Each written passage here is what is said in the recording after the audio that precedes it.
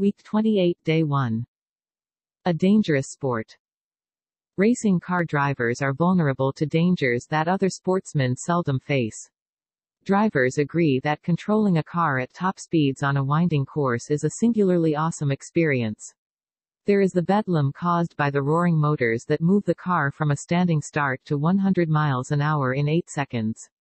One is shaken by the cacophony of the brakes, larger than the wheels, and producing during the course of a 350-mile race enough heat to warm an 8-room house through a hard winter. The driver needs to be on the alert to exploit any mistake by an opponent, and he must be constantly aware of the propinquity of sudden death. All of this makes car racing one of the most demanding games of all.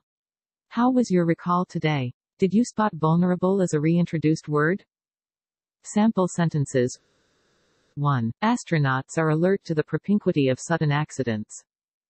2. The egotist is vulnerable to slights and insults. 3. Electronic music is considered nothing more or less than cacophony by many.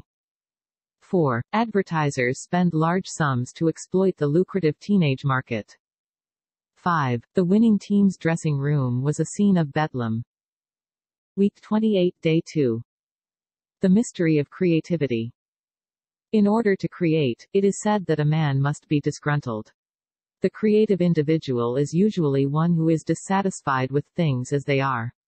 He wants to bring something new into the world, to make it a different place. There is no infallible way to identify a potentially creative person. The speed up in the sciences has forced schools and industry to seek a panacea for the shortages that they face.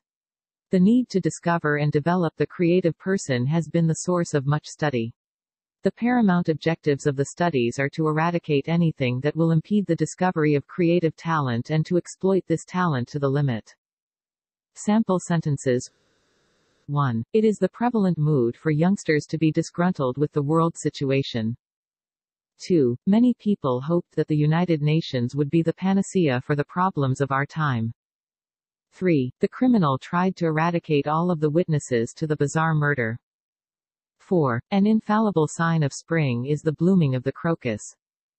5. Nothing could impede the bigot from his vitriolic verbal attack. Week 28, Day 3. The Dutch. The first impression one gets of Holland is that it is a calm, sedate, and simple land. The slow rhythm of life is even seen in the barges on the canals and the bicycles on the roads. One gradually discovers this equanimity of daily existence is not in accord with the intrinsic nature of the Dutch.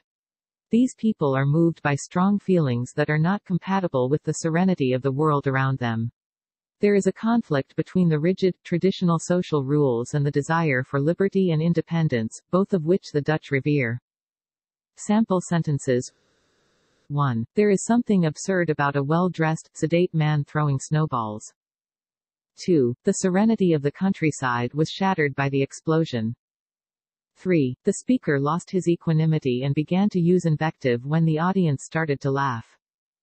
4. The boy and girl discovered they had many compatible interests. 5. There are not many people in this world whom one can revere. Week 28, Day 4. Tulip fever. The tulip reached Holland in 1593 and was, at first, looked upon as a curiosity. There soon developed an irrational demand for new species. Specimens were sold at awesomely high prices. In their avarice, speculators bought and sold the same tulip 10 times in one day. The entire Dutch population suffered from the craze. There was an insatiable desire for each new color or shape. At one point a man purchased a house for 3 bulbs. Before long the inevitable crash came and the demand for bulbs quickly reached its nadir. A $1,500 bulb could be bought for $1.50. With the moribund tulip market came financial disaster to thousands of people. Sample sentences. 1. Who is not vulnerable to some measure of avarice? 2. The American consumer appears to have an insatiable need for new products. 3. He looked upon the last place finish of his team with equanimity. From this nadir the only place to go was up. 4. We ought to expect some irrational behavior from a senile person. 5. With the expansion of the supermarket, the small, local grocery store is in a moribund state.